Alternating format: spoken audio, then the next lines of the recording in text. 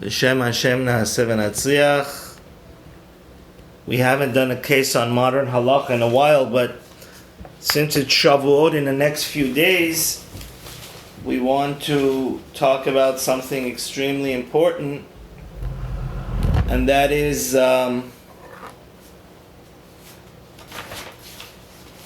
we have dairy on Shavout, and also Rav Obadiah brings that it's like Shabbat. So Shabbat we have meat, or if you can't have meat, you at least try to have chicken. So how, our class today is how are we supposed to conduct ourselves on Shavuot so we don't have the sin of milk and meat together. First of all, I wanted to explain why do we even have milk on Shavuot? Why is the custom? So Rav Obadiah brings in Chazan Obadiah that when we got the Torah, Moses told us that we're not allowed to eat non-kosher meat anymore. And the laws of shechita, slaughter, melicha, salting the meat, nikur, taking out the gid anashed, the sciatic nerve, removing all the forbidden fats is very complicated. Therefore, the Jews, I would say they wanted to celebrate after they got the Torah with a feast, but they couldn't have meat because they didn't know how to slaughter kosher meat and all the other details of kosher meat. So the day they got the Torah, they only had milk, which is the easiest thing to have, besides the fact that there's some opinions that say it was Shabbat the day they got the Torah. Like this year on the second day of Shavuot is Shabbat, and you're not allowed to slaughter anyway. So that's why we have milk to remind us that our celebration after we got the Torah was with dairy foods. But I saw another few beautiful ideas to connect it. Torah is compared to milk, as the Gemara in Ta'anit says. And the reason why, when you learn Torah, it makes you sin-free. If you follow the Torah, it makes you angelic and pure. So therefore, that's why we celebrate with milk, which is white, to show you that through the power of Torah, we become pure like the Kohen Gadol. I saw another beautiful midrash from the Menorat HaMaor. The midrash says that who drinks milk? Children. The Torah can only be understood and retained, because some people, unfortunately, like we learned in Pirkei Avot, Torah goes in one year, goes out the other. The Torah can only be inculcated and become a part of us if we're like humble, like children that have no haughtiness. And it says, I wanted to say my own beautiful chiddush. There's a wonderful medrash. I beg you, look up this midrash in Parashat Tanchuma, Midrash Tanchuma and Parashat Vayigash. It says there that when God wanted to give us the Torah, He asked for guarantors. The Jews said, Abraham and Yitzchak and Yaakov will be our guarantors. God rejected them for different reasons. Then they said, our children will be our guarantors. God said, right away, those are the best guarantors. So I wanted to say a chiddush like this, that it could be since it's because it says in Tehillim, Mipi Olelim v'yonkim yasat ta'oz. King David tells us it's because of the infants and the children that suck milk. The infants that God gave us the most powerful tool in the world, which is the Torah, which enhances our life. So it's because that we gave the children that their entire food is milk, that God was willing, they're the guarantors for the Torah. Only then God said, I'll give you this most precious being. And that's why we have to realize that the Torah of our children is the most precious, as the Gemara says in Shabbat. We're going to come to it in Daf Yomi soon, that the whole world is only existing on that sweet and pure voice, Hevel PM Shel Tinokot Shel Bet Rabban, the Tashma. So now we want to get to the main part of the class, and that is how on Shavuot can we have milk and meat together.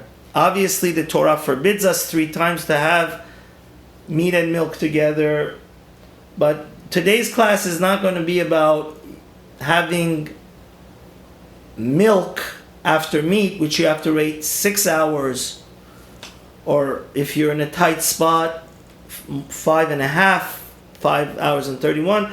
Today the class is based on Yechave Da'at, Rav Obadiah's wonderful work, volume 3, Teshuvah 58, Nun Chet. We know that, very simply speaking, the Talmud tells us that we are supposed to wait between milk and meat. If we look at the Talmud on Chulin 105, the Talmud Bavli says, Amar Rav Chisda, Achal basar, asur le'echol gevina. If you had meat, you're forbidden to have cheese. But if you had cheese, you could have meat. And then the Gemara asks, how much should you wait between having meat and cheese? So I apologize. The Talmud here is asking between, if you had cheese first, like cereal and milk, now you want to have meat, how much do you need to wait? The Gemara says, Lo klum. Amar Rav Yochanan answers, you don't have to wait at anything. And Rashi explains, why is that? Really, why is the reason why it's so much more lenient that we don't wait? We're going to see too long between when we want to have meat after milk. Rashi says because Shabasar asur le'echol gevina lefi shabasar mutzi shuman. Why do we have to wait so long after we have meat? Because the meat is very fatty, and it attaches the taste of it to our palate, and it takes a long time to digest. But you know, cottage cheese and cream cheese and milks are easily digested. And really, there's 2 reasons, even though today's class is not essentially about waiting between meat and milk. There's 2 reasons that we do that. Either because the meat gets stuck, the strings of meat get stuck between our teeth, or because it takes a long time to digest and the taste stays in our mouth and in our palate, and we regurgitate it, and we have like a little bit heartburn and it's getting digested. So if you have the cheese right after, it's kind of like the taste both in your palate and in your digestive system gets digested together. But the Rashba says that this is not the case with cheese after meat, because the taste of cheese doesn't stay in your palate, especially milk. It's soft, it's not as hard to digest, and it doesn't get stuck between the teeth. Now Tosfot, because of this, says an amazing thing. The opinion of Tosfot, if you look over there on 104 in the Talmud Chulin, Bavli, he says, Sha'achol basar אסור לאכול גבינה היינו בלא נטילת ידיים בקינוח מותר. ואכול גבינה שמותר לאכול בשר אף בלא נטילת בכוח והסכים רבנו תם. So I was studying this with my students. We have to realize we do not go like this Rabbeinu Tam, but the position of the Rabbeinu Tam very simply is that even right after, if you have meat, if you want to have cheese after, all you need to do is 3 things. Wash your hands, have some bread or fruits, so you clean out your palate, and then wash down some water, so the whole thing goes down. According to Rabbeinu Tam, even then you're allowed to have cheese after meat. And the Talmud here is saying it's much more simpler meat after cheese. You don't even need to do the eating the bread and washing your hands. This is what the Bahag and the Rabbeinu Tam hold. We do not paskin like that. We follow the Alfasi that says Ha'ochel basar la'amtin shesh sha'ot. So we follow the Rambam and the Alfasi, the Shulchan Aruch, and all the whole nation of Israel, that after meat, in order to have cheese, you have to wait 6 hours. But in order to have meat after cheese, all you need to do is wash your hands, eat something that goes between your teeth. We're kind of using it as like toothpaste to clean out your palate, and drink some water. And the Rambam concurs with his father's rabbi. The Rimagash was the rabbi of the Rambam's father Maimon, and the Alfasi was the Rimagash's Rebbe. So the Rambam always gives a lot of credence to the opinion of the Alfasi. So he says, the Rambam says verbatim, Misha achal gevina o chalav techila mutar lechol HaRav basar miyad. If you had milk, dairy stuff, you're allowed to have meat right away.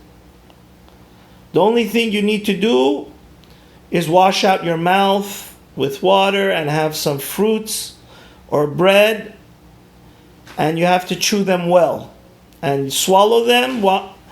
This is what the Rashba holds, and the Meiri, the Ran, many Rishonim, and the Tashbetz just brings that this is based on the Talmud Yerushalmi, that you need to have bread in between,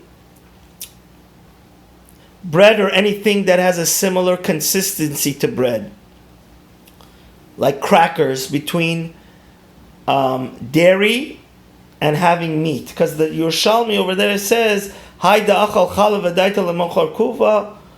he says a person has dairy food and wants to have meat, he needs to have a piece of bread in between. Now, what's very important to understand is that the Shulchan Aruch follows the Rambam and says verbatim in chapter 89, Yoredeya, Sif Katan Bet, Achal Gevina Mutar Lechol Basar Miyad. If you had dairy, you were allowed to have meat right away.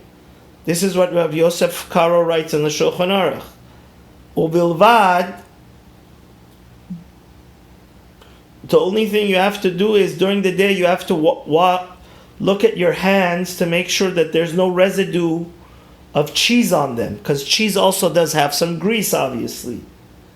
And at night, where it's not so visible, your hands, if there's any residue, grease of dairy on it, you need to wash your hands, then drink some water, wash out your mouth with water, and have some bread that you chew very well, or fruits, and then right away. The Ashkenazim that follow the Ramah, he says no. Some people also wait after cheese 6 hours, and that's our custom. Even if you only have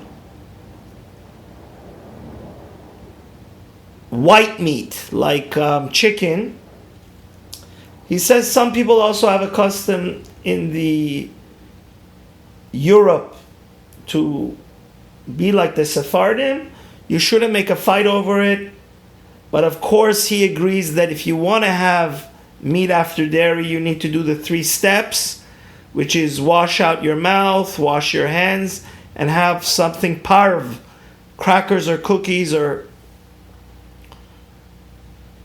something like fruits in between. But he says that it's better to not be lenient and wait 6 hours both ways. Now, the Maharami Rutenberg, very interestingly, says that he used to make fun of people that used to wait 6 hours between dairy to have meat. But he says, one time I found a piece of cheese between my teeth, and then he said I decreed upon myself that I always wanted to wait 6 hours. And he says this is not going against the Talmud, because there was a very strict rabbi in the Talmud. Mar Ukva said my father was so pious that he wouldn't have milk and meat even on the same day. So he said that there are opinions in the Talmud. Mar Ukva, that we follow, his father would not have meat or milk or meat anyway on the same day. But the son said, I would have it from meal to meal.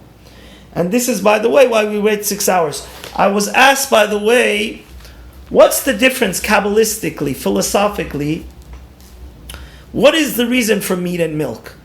So the reason is that meat, the Grazal brings from the Kabbalistic sources. The Gaon Mivilna says that milk is the symbol of life.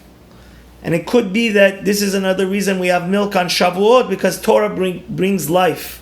Without Torah, our souls die within us and our conscience, and there is no Jewish future, ethical future for the world. So, meat, you can only have meat. Obviously, we don't eat live animals, only through shchita, through slaughter, so it's blood. Kabbalistically, these two energies of life and death should never be intermingled, because they cause destruction to the world. But the reason why if you have milk first, you could have meat, is because milk is life, and obviously sooner or later after life, death comes.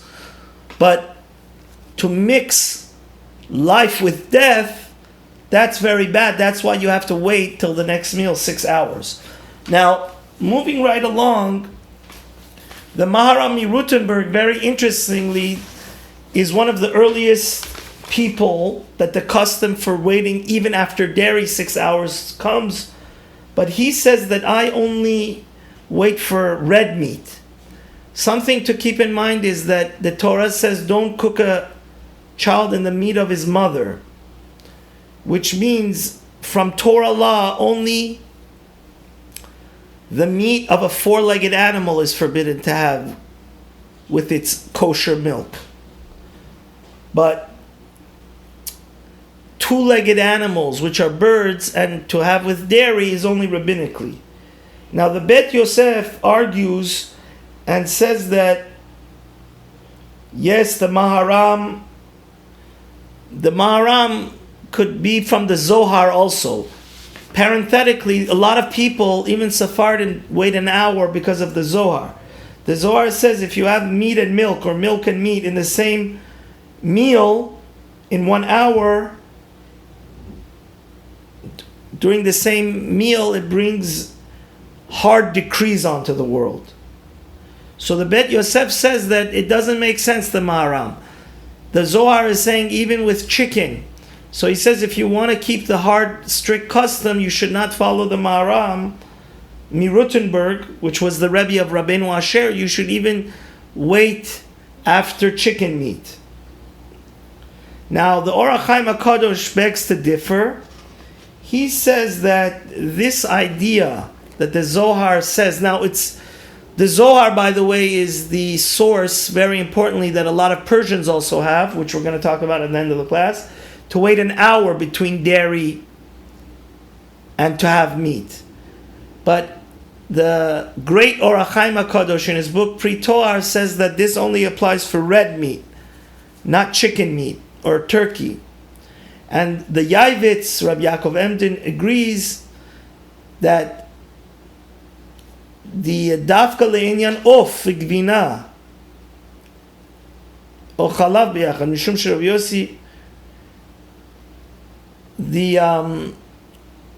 obviously everybody agrees that you're not allowed to have chicken and dairy together.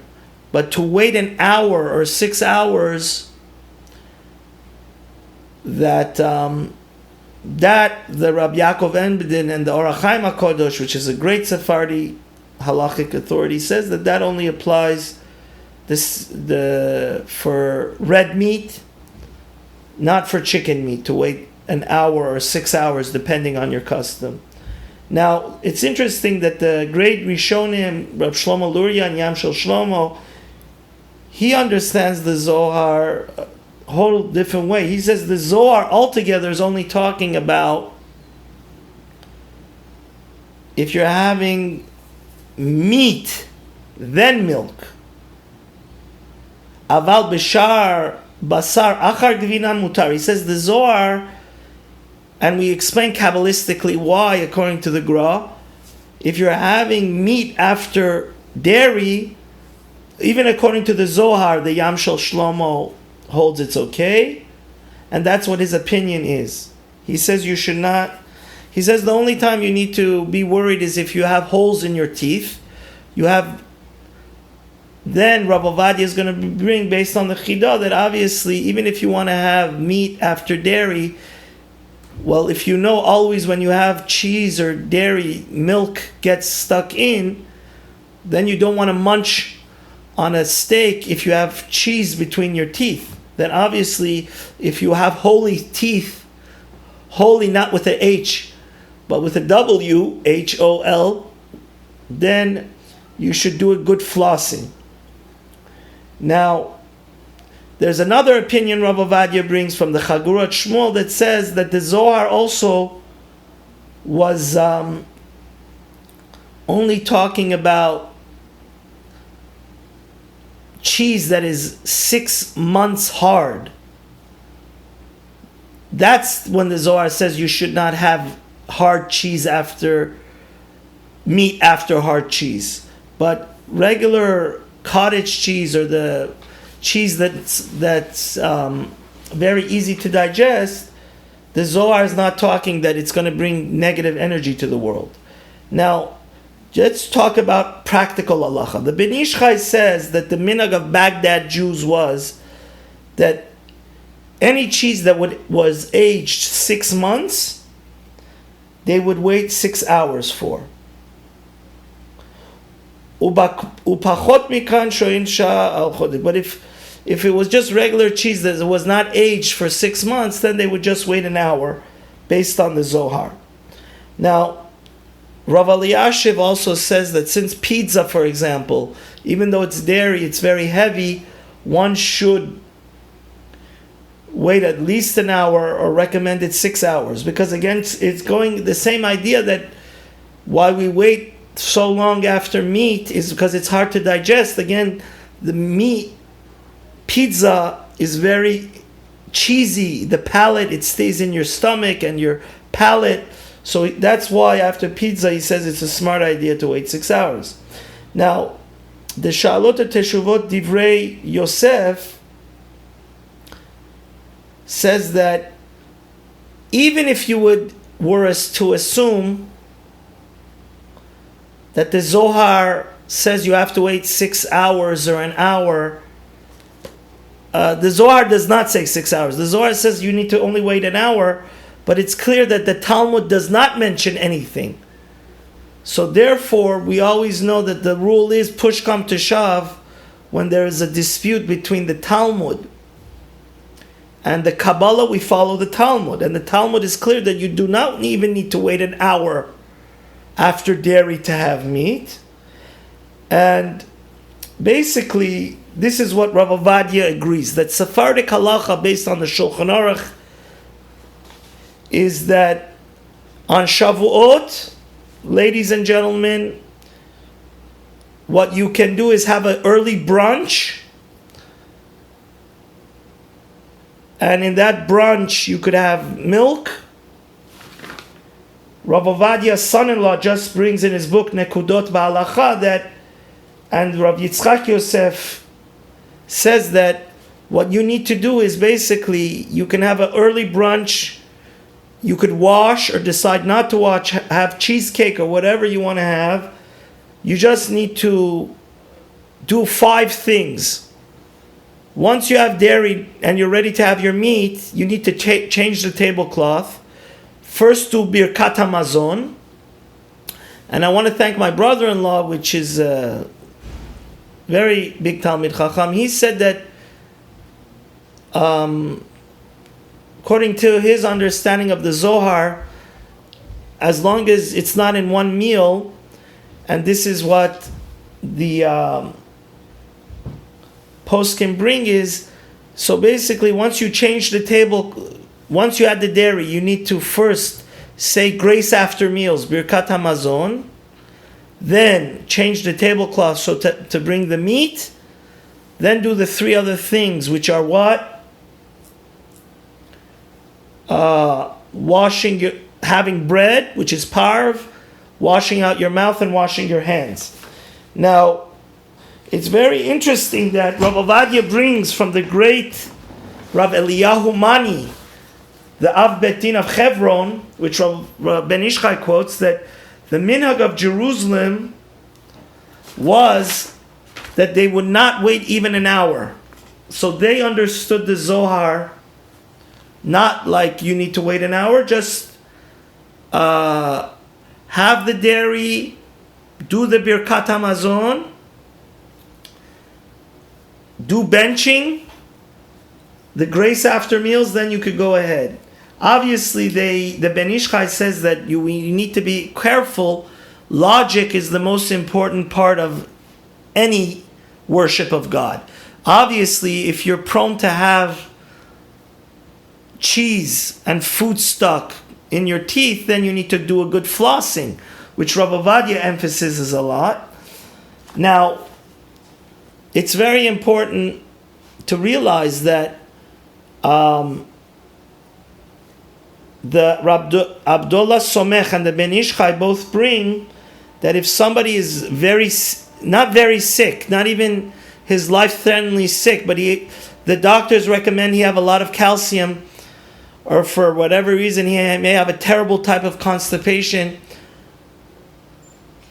or he has a blood deficiency, he needs to have meat. Such a person, even after having milk, even if he has meat,